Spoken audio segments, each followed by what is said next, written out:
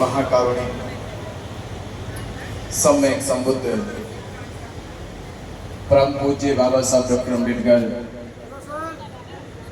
प्रियदर्शी सम्राट अशोक, भारत भूमि पे जन्मे सभी संत महापुरुषों को कोटि कोटि वंदन करते हुए मंच पे उपस्थित पूजनीय भिक्खु संघ को वसादर वंदनामी करते हुए और आप महाबोधि महाविहार मुक्ति आंदोलन में अपना अटूट विश्वास, उम्मीद, 134 साल का इंतजार और इंतजार के बाद भी उम्मीद टिकी है आखिरी सांस तक कि महाबोधि महाविहार मुक्त कराएंगे। आप सभी श्रद्धावान उपासक उपासिकाओं को नमो बुद्धाय, जय भीम। मुझे दूसरी बार जेल जाने से पहले मैं आया था कल्याण में, और जैसा नाम है कल्याण, सच में ये कल्याण करने वाली भूमि है, कल्याण करने वाली भूमि है। मैं जब हम लोग आ रहे थे तो कुछ हमारे साथियों का टेलीफोन आया कि भंते जी बारिश हो रही है और लगातार कई दिन से बारिश हो रही है। और डॉक्टर महेंद्र जी हैं, मैंने भी कहा था जिस दिन प्रोग्राम होगा उस दिन बारिश नहीं होने की, उस दिन नहीं होगी तो लोग बारिश में कैसे आएंगे। आज संडे भी नहीं है, छुट्टी भी नहीं है, लोग छुट्टी को अक्सर जाते आते हैं। मुंबई महानगर है, बड़ा शहर है, लोग बहुत व्यस्त रहते हैं, बहुत बिजी लाइफ है लोगों की। तो उनका एक सोचना यह था कि बहुत कम लोग आएंगे। ये सोचना उनका इसलिए भी बढ़ गया क्योंकि इस कार्यक्रम की तैयारी के लिए उतने दिन भी नहीं थे। सबसे बड़ी बात है कि उतने दिन भी नहीं थे। आपको मालूम होगा जितने लोग यहाँ बैठे उन सबको केवल 2 या 3 दिन पहले पता चला होगा। इतने दिन पहले पता चला ना, इससे पहले तो नहीं पता चला। तो 2-3 दिन के बाद भी इतनी बड़ी संख्या महाबोधि महाविहार मुक्ति के लिए आ गई। इसका मतलब यह है कि इस आंदोलन का अब कल्याण होगा, कि कल्याण के लोगों ने वो मिथ्ये जो सोच थी वो खत्म कर दी। तो उसके लिए आपका बहुत बहुत धन्यवाद। महाबोधि महाविहार मुक्ति का आंदोलन जो 134 साल से जिसकी लड़ाई हम लोग लड़ रहे, 134 साल से लड़ाई लड़ रहे, और 400 साल हो गए हमें कि महाबोधि महाविहार बौद्धों के पास नहीं है। 400 साल से महाबोधि महाविहार बौद्धों के पास नहीं है। लड़ाई लड़ना शुरू किया 1891 से, 1891 से लड़ाई लड़ी जा रही है, पर 1607 ईस्वी से महाबोधि महाविहार महंतों के कब्जे में है। यानी 400 साल से महाबोधि महाविहार बौद्धों के पास नहीं है। 400 साल। अब मुझे बताए, दुनिया में कोई भी धर्म स्थल ऐसा नहीं है, दुनिया में कोई भी धर्म स्थल ऐसा नहीं है जो धर्म स्थल उसके मानने वाले अनुयायियों से 400 साल तक छीनकर कब्जा किया गया हो। ना मुसलमानों की मस्जिद, हिंदुओं के मंदिर नहीं, सिखों के गुरुद्वारे नहीं, ईसाइयों के चर्च नहीं। तो दुनिया में सबसे बड़ा अन्याय, सबसे बड़ा भेदभाव अगर किसी के साथ हो रहा है तो भारत में बुद्धिस्टों के साथ हो रहा है। बुद्धिस्टों के साथ क्यों हो रहा? इसकी वजह यह नहीं कि आप लोग महाबोधि महाविहार के प्रति आपकी श्रद्धा नहीं है, अटूट श्रद्धा हुआ है। हर वर्ष आप महाबोधि महाविहार जाते भी होंगे, वंदना पूजा पाठ करते होंगे, इसमें कोई फर्क नहीं है, कोई भी संकोच नहीं है। पर सबसे बड़ा जो संकोच है, जो संदेह है, वो ये है कि महाबोधि महाविहार मुक्ति के लिए भारत का बौद्ध समाज जागरूक नहीं है। श्रद्धावान तो है, अटूट विश्वास तो है, केवल श्रद्धा है, पर जागरूक नहीं है कि जब दुनिया में मस्जिद मुसलमानों के पास है, चर्च ईसाइयों के पास है, गुरुद्वारे सिखों के पास है, हिंदू मंदिर हिंदू पुजारियों के पास है, तो महाबोधि महाविहार बुद्धिस्टों के पास क्यों नहीं है? हम हर वर्ष हजारों की संख्या में जाते हैं, आप टूरिस्ट बन के जाते हो कि महाबोधि महाविहार बोध गया घूमने चले गए, टूरिस्ट बन के जाते हो। जिस दिन बौद्ध समाज ने जिम्मेदार बनकर जाना शुरू कर दिया कि महाबोधि महाविहार में क्या हो रहा था, क्या होता है, कौन पंडे कौन पुरोहित जो बौद्धों की संस्कृति के साथ खिलवाड़ करते हैं, जो बौद्धों की गरिमा को मिटाने का काम करते हैं, महाबोधि महाविहार में अतिक्रमण करने का काम करते हैं, जो बुद्ध की शिक्षा और संस्कार और संस्कृति को मिटाने की कोशिश करते हैं, कौन लोग हैं वो? किन लोगों का प्रयास है, किन लोगों के षड्यंत्र से ये सब कुछ हो रहा है? अगर हम जिम्मेदार बनकर जाते तो महाबोधि महाविहार में जाते सारी पूछते पंडित पुरोहितों से कि तुम्हें महाबोधि महाविहार में ये अतिक्रमण करने की, ये कर्मकांड करने की, ये पाखंड विश्वास करने की या झूठा प्रचार करने की अनुमति कौन देता है? किसकी अनुमति से महाबोधि महाविहार में आए हो? किसने इजाजत दी तुमको आने की? अगर बौद्ध समाज हर रोज ये पूछता तो आप सोचिए हजारों हजारों लोग जब महाबोधि महाविहार जाते तो लोग आपके इन सवालों के जवाब देने के बजाय ही महाबोधि महाविहार छोड़ के भाग जाते। इतने सवालों का जवाब कौन देगा? रोज रोज एक ही सवाल यही पूछा जाता है कि पंडितों की क्या मंशा है, किसकी इजाजत से आए हो? यहां पर बुद्ध की शिक्षा का प्रचार प्रसार होना चाहिए, यहां पर बुद्ध के बताए गए उपदेशों का प्रचार प्रसार होना चाहिए, पर ये पंडे लोग यहां पर पिंडदान के नाम पे, पिंडा प्राणी के नाम पे, मरे हुए को भोजन भेजने के नाम पर ये झूठ का जो प्रचार प्रसार करते हैं, कम से कम उनको ये जवाब देने वाले बौद्ध समाज जिंदा हो जाते या उनसे सवाल कर लेते तो वो घबराते कि बौद्ध समाज चुप नहीं रहेगा। अब वो टूरिस्ट नहीं है कि वो टूरिस्ट बन के आया, बल्कि वो महाबोधि महाविहार का रक्षक बन के आया जो यहाँ से भक्षकों को भगाने का काम करेगा।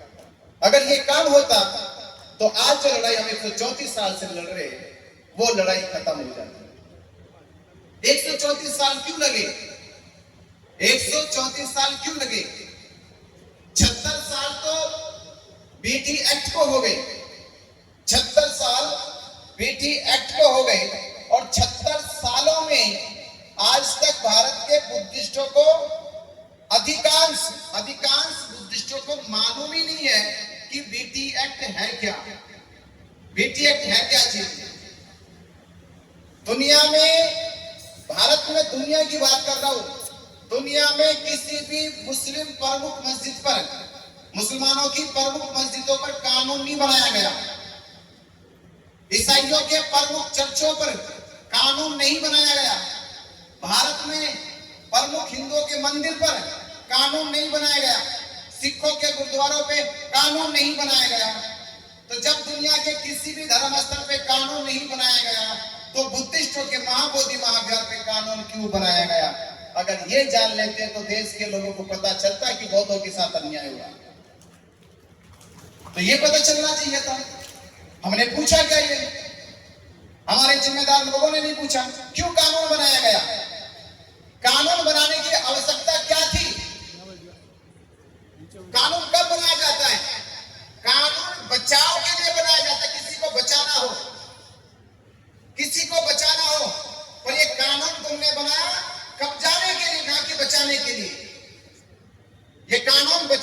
लिए नहीं था, ये कानून तक कब्जा कराने के लिए महंत को कानूनी कब्जा दिलाया गया, कानूनी कब्जा, बीटी एक्ट बनाया गया। अभी हमारे पूज्य भंत जी कहते क्रांतिकारी धरती है, और वास्तव में यहां से क्रांति की अलग जगी है, पर क्या हमने उस अलग को जलाए रखा? जली है। ये हमारे महापुरुषों का बलिदान है, समर्पण है, त्याग है, पर क्या हमने वो निष्ठा दिखाई कि वो जो अलग जगी थी वो जली रहे? बाबा साहब अम्बेडकर जी अपने जीवन के 40 साल जो संघर्ष करते हैं 1916 से 1956 तक, उन संघर्षों में जो लड़ाई बाबा साहब डॉक्टर अम्बेडकर जी ने लड़ी, वो सभी लड़ाई जीती, किसी लड़ाई को नहीं हारा। और ये कहते हुए कि लूटी संस्कृति हमारी दासहीन बनाया था, बहू बेटी और बच्चों को घर के बाहर जलाया था, आंखों से टपके आंसू कोई फरियाद सुनना पाया था, होता रहा शोषण हमारा, कोई अल्लाह ईश्वर देवी देवता भगवान ना आया था, और लिया जन्म भीम ने जगत में, पढ़ लिखकर अनूठा ज्ञान पाया था, तोड़ मनवादी जंजीरों को इस देश के शोषित पीड़ित समाज को आजाद कराया था। तो बाबा साहब अम्बेडकर ने तो कर दिया, उन्होंने संस्कृति को भी बचाया, उन्होंने समाज को भी बचाया, उन्होंने आने वाली भविष्य की पीढ़ी को बचाया। भले अपने 4 बच्चों की कुर्बानी देनी पड़ी उन्हें, पर समाज की कुर्बानी नहीं दी, समाज के आने वाली पीढ़ी की कुर्बानी नहीं दी। तो बाबा साहब अम्बेडकर जी ने हमें आजाद किया, तो हम आजाद हुए, तो आजाद होने के बाद हमारा कर्तव्य क्या था, हमारी क्या ड्यूटी थी? क्या हमने बाबा साहब अम्बेडकर जी के सपनों को बचाया? क्या बाबा साहब अम्बेडकर जी ने 14 अक्टूबर 1956 को धम्म की दीक्षा ली? बाबा साहब अम्बेडकर ने हमें धम्म दिया, और क्या हमने बाबा साहब अम्बेडकर जी के सम्मान में महाबोधि महाविहार मुक्त करके दिया? अभी तक नहीं दिया। एक लड़ाई, और जो लड़ाई बड़ी नहीं है, ये लड़ाई भले 134 साल से लड़ी जा रही हो, ये छोटी सी लड़ाई है, क्योंकि जिस लड़ाई को 134 साल से लड़ा गया हो, और 134 साल तक वो लड़ाई लड़ी तो गई, पर समाज की समझ में नहीं आई, किसी की समझ में ही लड़ाई क्यों लड़ी जा रही हो? केवल कब्जा है, कब्जा है, कब्जा है। कब्जा कैसा कब्जा है, किस तरह का कब्जा है? इस लड़ाई में केवल 2 ही बात है, 2, तीसरी बात नहीं, 2 बात है केवल। पहली बात तो यह है कि उन्होंने महाबोधि महाविहार के ऊपर कब्जा करने के लिए आज से 1607 ईस्वी में पहला दावा किया, और वो पहला दावा यह था कि भगवान बुद्ध विष्णु के अवतार है। पहला दावा जो उन्होंने किया, ये केवल एक बात कि भगवान बुद्ध विष्णु के अवतार है, ये पहली बात। और दूसरा काम उन्होंने किया, उन्होंने ये कहा कि महाबोधि महाविहार की जो जमीन है वो महंत की जमीन है। जो जमीन है वो किसकी जमीन है? वो महंत की जमीन है। तो आपको मालूम होता है, दुनिया को मालूम होता है, महंत की जमीन है, और ये 1607 ईस्वी में दावा किया गया। तो हमें पूछना चाहिए था सरकार से भी और महंतों के उन सभाओं से भी कि हमें यह बताया जाए कि 1607 ईस्वी में क्या महाबोधि महाविहार बना? महाबोधि महाविहार 1607 ईस्वी में बना। महाबोधि महाविहार का निर्माण 2300 साल पहले हुआ है। 2300 साल पहले, तो 2300 साल पहले ये जमीन किसकी थी? महाबोधि महाविहार जिन्होंने बनाया उनकी थी। तो सम्राट अशोक ने बनाया, ये पूरी जमीन सम्राट अशोक की थी। और मुझे ये बताया जाए, अगर आप जो दावा कर रहे जमीन मेरी है, तो जमीन बेची जा सकती है, मकान बेचे जा सकते हैं, खलियान बेचे जा सकते हैं। दुनिया में आज तक मस्जिद, मंदिर, महाबोधि महाविहार नहीं बिके गए। अब मुझे बताओ, कोई मस्जिद बिकी, कोई मंदिर बिके, कोई चर्च बिके? तो जब मंदिर नहीं बिक सकते, मस्जिद नहीं बिक सकती, चर्च नहीं बिक सकते, तो महाबोधि महाविहार किसने तुम्हें बेच दिया? जो तुम्हारा हो गया ये, और जमीन तुम्हारी है तो तुम्हें रजिस्ट्री किसने करी इसकी? कहां से रजिस्ट्री लेकर आए? तो जब रजिस्ट्री नहीं होगी तो वो क्या माना जाएगा? कब्जा माना जाएगा कि आपने कब्जा किया है, अवैध कब्जा किया है। और कब्जा ऐसे किया जैसे आप लोगों ने सुप्रीम कोर्ट में राम मंदिर और मस्जिद के बराबर में मामले में कहा था कि बाबरी मस्जिद बाद में बनी है, बाबरी मस्जिद बाद में बनी है, पहले राम मंदिर था। तो आप लोगों ने पूरे देश में प्रचार प्रसार किया कि राम मंदिर पहले, तो राम मंदिर को तोड़ के मस्जिद बनाई गई। इसका मतलब यह कि मस्जिद बाद में बनी, और मस्जिद बाद में बनी तो उन्होंने ये कहा कि उन्होंने राम मंदिर की जमीन पे कब्जा किया। तो जब आप लोग अपने पक्ष की बात कर रहे थे तो अपने पक्ष के लिए तो कह रहे थे कि मंदिर तोड़ के मस्जिद बनाई गई।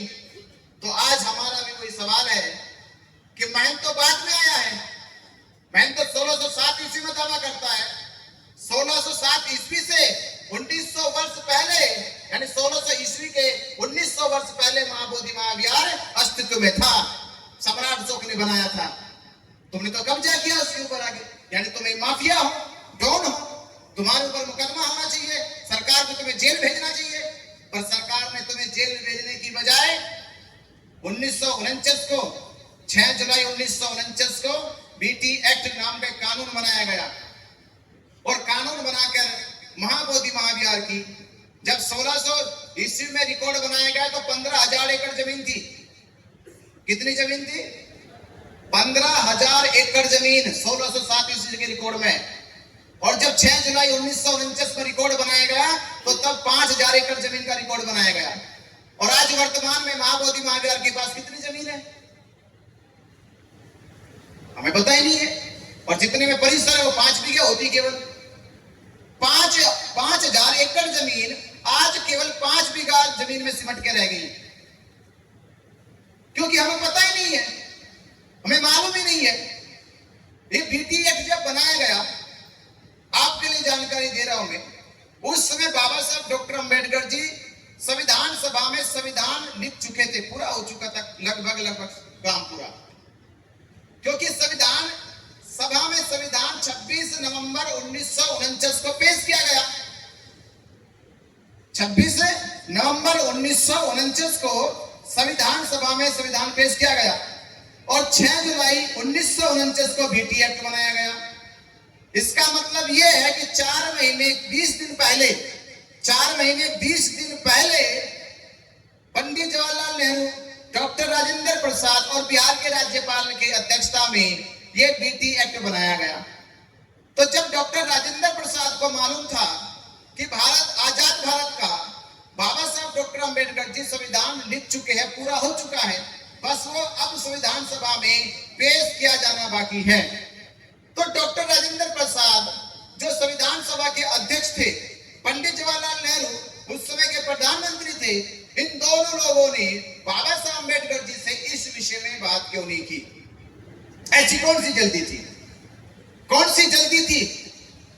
ऐसी कौन सी एकदम इमरजेंसी लग गई कि जो काम तुम 400 साल में नहीं कर सके, जो काम तुम अंग्रेजों के रहते रह नहीं कर सके, वो काम तुमने अब जब संविधान लिखा जा रहा हो, जब ये कहा जा रहा हो कि अब आजाद भारत का संविधान सभा में पेश हो जाएगा, तो पूरे भारत के प्रत्येक नागरिक को, सभी जातियों को, संप्रदायों को, मजहबों को, धर्मों को समान अधिकार मिलेंगे।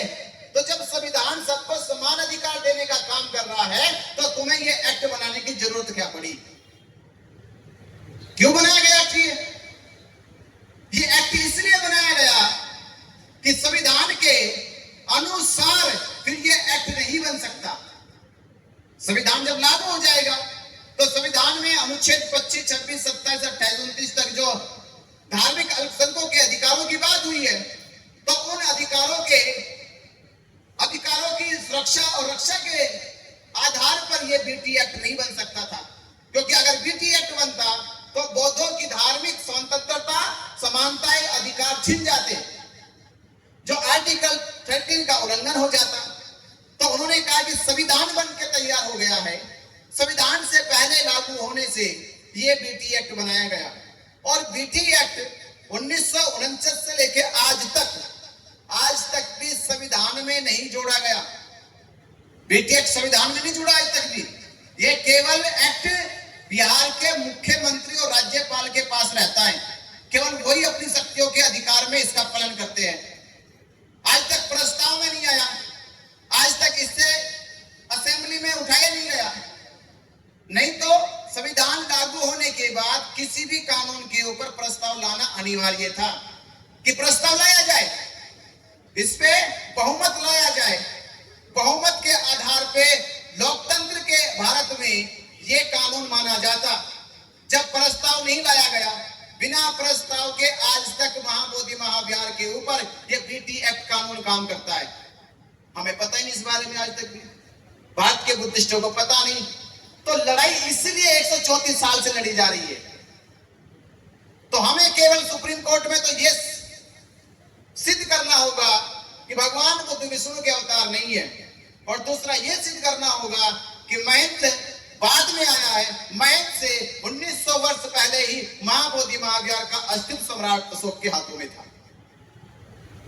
अगर हमने ये बात समझा दी देश के लोगों को, सरकार को, सुप्रीम कोर्ट को, तो आप मुझे बताइए फिर ये भी कह सकते हैं आप कि जब राम मंदिर का फैसला सुनाया गया तो राम मंदिर के पक्ष में ना तो कोई साक्ष्य थे, ना कोई सबूत थे, ना कोई गवाह थे। फिर भी सुप्रीम कोर्ट ने कहा कि राम मंदिर का फैसला राम मंदिर के पक्ष में इसलिए सुनाया जाता है कि भारत में जो करोड़ों हिंदू रहने वाले हैं, उन करोड़ों हिंदुओं की आस्था का मामला है, और उनकी आस्था के आधार पे राम मंदिर को हिंदुओं को सौंपा गया। तो क्या हम नहीं कह सकते? क्या ये जवाबदेही अब सुप्रीम कोर्ट की हमारे प्रति नहीं है कि वो अब ये भी कहेंगे? तो वो कब कहेंगे? जब हम भारत में पौधों की संख्या एकजुट होकर करोड़ों की संख्या में दिखाई देगी, तो तब हम कहेंगे सुप्रीम कोर्ट से कि ये मामला महाबोधि महाविहार का और सरकार का नहीं है। अब ये मामला भारत के करोड़ों बुद्धिस्टों की आस्था का है। अब उनके पक्ष में ये फैसला सुनाया जाए, महाबोधि महाविहार मुक्त कराया जाए, बीटी एक्ट रद्द कराया जाए।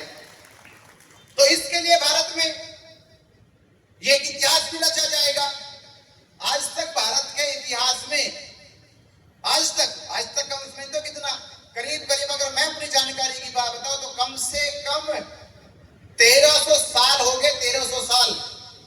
1300 साल में आज तक भारत में बुद्धिस्ट समाज लाखों की संख्या में एकजुट नहीं हुआ। केवल बाबा साहब डॉक्टर अंबेडकर जी की दीक्षा में तो हुए, वो दीक्षा लेने वाले लोग थे, बुद्धिस्ट नहीं हुए। तो बुद्धिस्ट तो बाद में हुए, पहले बाबा साहब अंबेडकर जी के अनुयायी थे, उनको मानने वाले थे। पर 14 अक्टूबर 1956 के बाद तक भी, और पूरा अगर रिकॉर्ड बताओ 1300 साल में आज तक भी भारत में बुद्धिस्ट लाखों की संख्या में एकजुट नहीं हुए। तो हमें यह सिद्ध करना होगा कि अब भारत में बुद्धिस्ट लाखों में नहीं है, बुद्धिस्ट भारत में। अब भारत में बुद्धिस्टों की संख्या करोड़ों में है, और जिस दिन करोड़ों बुद्धिस्ट भारत में एकजुट हो जाएंगे और बुद्धिस्टों की ताकत भारत में दिखाई देगी कि बुद्धिस्टों के पास ताकत है, बुद्धिस्टों के पास शक्ति है, तो उस शक्ति का असर इतना होगा कि सरकार भी झुकेगी और सुप्रीम कोर्ट भी आपके पक्ष में फैसला सुनाएगा। उस दिन बीटी एक्ट भी रद्द होगा और महाबोधि महाविहार भी मुक्त होगा। ये उसको करने के लिए तो 12 फरवरी 2025 को धरना शुरू हुआ कि पूरे देश में यह काम किया जाए। तो 12 फरवरी 2025 को जब धरना शुरू हुआ और करीब करीब आपने देखा बुद्ध पूर्णिमा तक धरना चला हमारा, और बुद्ध पूर्णिमा तक पूरे देश में और देश के बाहर विदेशों में यह मैसेज चला गया कि महाबोधि महाविहार मुक्ति का आंदोलन पूरे देश में पूरी ताकत के साथ खड़ा हो गया है। पूरा देश जान गया है और ये समझ गया है कि ये इस बार की लड़ाई महाबोधि महाविहार की हम लोग जीतेंगे, क्योंकि पहली लड़ाई अनागारी धम्बाल जी ने लड़ी। उनको इसलिए इस लड़ाई में कमजोर कर दिया कि कुछ लोगों ने यहाँ के जो पंडित पुरोहित थे उन्होंने आरोप लगाया कि अनागारी धम्बाल जी श्रीलंका से चलकर आए हैं और भारत में बुद्धिस्टों और हिंदुओं के बीच में विवाद पैदा करना चाहते हैं, तो हमारे कुछ भोले भाले लोग उनकी साजिशों में आ गए और अनागारिक धनपाल जी का केवल पश्चिम बंगाल के लोगों को और उड़ीसा के लोगों को छोड़ के किसी ने ज्यादा साथ नहीं दिया। उसके बाद बदन सुरेश सही ने जब आंदोलन चलाया तो बदन सुरेश सही के आंदोलन को भी कमजोर करने के लिए, षड्यंत्र करने के लिए बहुत सारी साजिशें रची गई। ये भी कहा गया कि वो जापान से आए हैं, ये भी कहा गया कि वो भारत की मूल संस्कृति को नहीं जानते हैं, जिसके आधार पर उनके आंदोलन को भी रोक दिया गया। पर इस बार उनकी मंशा यहाँ काम नहीं कर पाई। इस बार वो ये भी नहीं कह सकते श्रीलंका से चलाया जा रहा है, इस बार ये भी नहीं कह सकते कि जापान से चलाया जा रहा है या किसी और देश से चलाया जा रहा है, बल्कि इस बार का आंदोलन उनके सामने महाबोधि महाविहार की मुक्ति का आंदोलन भारत के बुद्धिस्टों के और अम्बेडकरवादियों के द्वारा चलाया जा रहा है। तो भारत के जब बुद्धिस्ट अम्बेडकरवादी ये आंदोलन चलाएंगे तो फिर तो हमें ये विश्वास हो जाता है। किस बात का विश्वास हो जाता है? इस बात का विश्वास हो जाता है कि हम बाबा साहब डॉक्टर अंबेडकर जी के बच्चे हैं, उनके बताए मार्ग पर चलते हैं, और जब कोई लड़ाई बाबा साहब अंबेडकर जी नहीं हारे तो हम उनके बच्चे ये लड़ाई कैसे हार जाएंगे? सही बात है, सही बात। बाबा साहब नहीं हारे, जब अकेले बाबा साहब अंबेडकर जी कोई लड़ाई नहीं हारे तो हम तो आज करोड़ों बुद्धिस्ट हैं, तो हम ये लड़ाई कैसे हार जाए? इस बार तो महाबोधि महाविहार मुक्त होगा और जरूर होगा, इस बार होगा, होगा ना? इस बार होगा, होगा, होगा, करोगे? होगे। कितने लोग करोगे बताओ? सब लोग करोगे? होय, मरने के बाद? होय, मरने तक, मरने तक, मरने के बाद करोगे? मरने तक। जीते जी कितने करोगे? अगर नहीं करे तो मरना मत। बोलेंगे जब तक मुक्त नहीं करेंगे तब तक मरेंगे नहीं, जब तक मुक्त नहीं करेंगे तब तक मरेंगे नहीं। ये संकल्प ले लो, और संकल्प की शक्ति बौद्धों में बहुत बड़ी होती है। सिद्धार्थ गौतम ने संकल्प लिया तो बुद्ध बन के दिखाया, बाबा साहब अम्बेडकर ने संकल्प लिया तो भारत का संविधान लिखकर दिखाया। तो आप संकल्प लो, और ये संकल्प कैसे लोगे? ये संकल्प लेना होगा आपको। जैसे हमने कहा कि बुद्ध पूर्णिमा तक ये आंदोलन चला और 13 मई को षड्यंत्र करके प्रशासन को लगने लगा कि जब 9 मई को उन्होंने ये बात कही कि भारत पाकिस्तान का युद्ध चल रहा है, आंदोलन स्थगित कर दो, तो हमारे साथियों को डरा के धमका के उनसे स्थगित करवा लिया आंदोलन, और उन्होंने कर भी दिया। हमें पता चला तो हमने उस प्रस्ताव को ठुकराया। हमने कहा कि हम अपने इन साथियों के प्रस्ताव से सहमत नहीं है, आंदोलन स्थगित नहीं होगा, और तब तक आंदोलन स्थगित नहीं होगा जब तक हमारा पूरा समाज, क्योंकि यह आंदोलन एक व्यक्ति का नहीं है, यह आंदोलन देश के लाखों करोड़ों बुद्धिस्टों की आस्था का आंदोलन है, उनकी उम्मीद का आंदोलन है, और वो 12 तारीख को बुद्ध पूर्णिमा को आने वाला है। 12 तारीख को निर्णय लिया जाएगा कि आंदोलन स्थगित होगा या फिर चलाया जाएगा। तो 12 तारीख तक इंतजार करें आप। ऐसी कौन सी जल्दी आ गई है? और भारत पाकिस्तान का युद्ध, भारत पाकिस्तान की सीमाओं पे हमारे नौजवान लड़ रहे हैं, हमारे सैनिक लड़ रहे हैं, और ये भ्रम ना फैलाए कि बोध गया भारत पाकिस्तान के युद्ध की सीमा है, कि डराया न जाए इनको। तो आपने डराने का काम किया और 9 मई को आंदोलन स्थगित कराया। हम पहुंचे और पुलिस के सामने दो टूक होते हुए उनको कहा कि ये आंदोलन केवल ये टेंट का बना हुआ आंदोलन नहीं है या बन्नी का बना हुआ आंदोलन नहीं है। 134 साल से जो समाज की उम्मीद है, जो विश्वास है, जो उस उम्मीद और विश्वास का आंदोलन है, इसे ऐसे टूटने और खत्म होने नहीं देंगे हम। और वो बचा उस दिन। और 13 मई को जब प्रशासन को लगा कि ये आंदोलन तब तक चलता रहेगा जब तक यहाँ पर भिक्षु संघ डटा है, तो उन्होंने सबसे पहले यही काम किया। 13 तारीख को हमारे ऊपर फर्जी मुकदमे लगा के जेल भेजने का काम किया। 68 दिन जेल में रहे। तो जेल जाने के 2 दिन बाद ही प्रशासन ने हमारी, जब लगा कि हम तो जेल चले गए, तो हमने 2 दिन के बाद धरना वहां से हटाया और धरना खत्म हुआ वहां से। तो हमने जेल से निकलने के बाद यही कहा फिर सरकार से, प्रशासन से, कि आप लोगों ने षड्यंत्र करके हमें जेल भेजा और धरना हटाया, पर आज हम संकल्प लेते हैं कि आपने धरना खत्म किया है, पर हम देश में से कभी भी महाबोधि महाविहार मुक्ति का आंदोलन खत्म होने नहीं देंगे। देश में इस आंदोलन को खड़ा करेंगे, मजबूत करेंगे। और जो भारत का बौद्ध समाज आज तक नहीं जाना था कि महाबोधि महाविहार मुक्त क्यों होना चाहिए, ये बीटी एक्ट क्या है, उसे पूरे देश में घूम घूम कर बताने का काम अब हम करेंगे। जब ये काम शुरू हो जाएगा तो भारत के करोड़ों बुद्धिस्टों को एकजुट करेंगे और एकजुट करेंगे और संकल्प दे जाएंगे। और वो संकल्प पहला होगा 2 सितंबर परम पूज्य बाबा साहब डॉक्टर अम्बेडकर जी की जहां पावन अस्थियां चैत्य भूमि में है। तो मैं आपको भी निवेदन दे रहा हूं, ये विनती कर रहा हूं कि आप जितने लोग यहाँ आए हैं, इससे बड़ी संख्या में लोगों को लेकर आप चैत्य भूमि आइए और चैत्य भूमि पहुंचकर बाबा साहब डॉक्टर अम्बेडकर जी की अस्थियों को नमन और वंदन कीजिए और कहिए, हे बाबा साहब अम्बेडकर, आपने हमें महाबोधि महाविहार मुक्ति का जो आंदोलन है, जो हमें सौंपा है, ये कहते हुए कहना बाबा साहब अम्बेडकर जी से कि जिस धम को हम नहीं जानते थे, जिस धम को हमने पहचाना नहीं, आपने वो धम हमें 14 अक्टूबर 1956 को दिया है। वो धम हमें 14 अक्टूबर 1956 को दिया है।